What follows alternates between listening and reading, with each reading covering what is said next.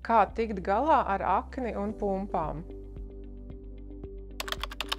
Pumpas tas ir tautas valodā tā pati akne, jeb pinnes. Lielākoties tas skar pusaudžus, bet šobrīd ļoti aktuāli ir arī tā saucamo pieaugušo akne. Akne arī cilvēkiem, kuri nebūtu vairs nav pusauģi.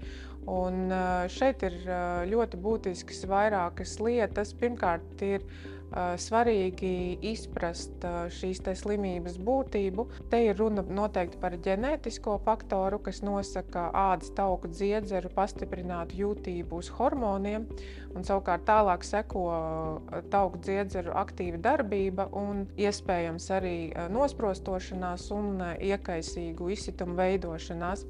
Līdz ar to ir kaut kāds līmenis, kurā mēs īsti nevaram iejaukties, bet ir atkal ļoti daudzas lietas, kuras mēs varam ikdienā ieviest un pārkārtot, lai uzturētu šo te slimību tā saucamā kontrolē un āda būtu maksimāli bez izsitumiem. Un te ir ļoti būtiski, pirmām kārtām ādas kopšana atbilstoši. Te būs katram cilvēkam ļoti individuāli. Mēs varam izvēlēties arī produktus, kas ir jau ar pretiekaisumu un antibakteriālu darbību.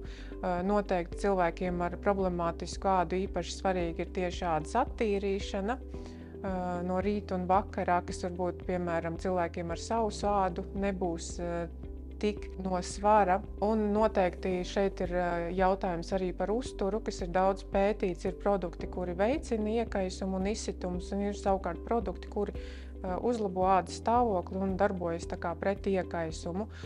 Runājot par ārstēšanu, arī, ja tas ir nepieciešams, ir dažādi medikamenti, ir gan ārīgi līdzekļi, gan arī iekšķīgi, attiecīgi izvērtējot smagumu pakāpi un katra cilvēka individuālo situāciju.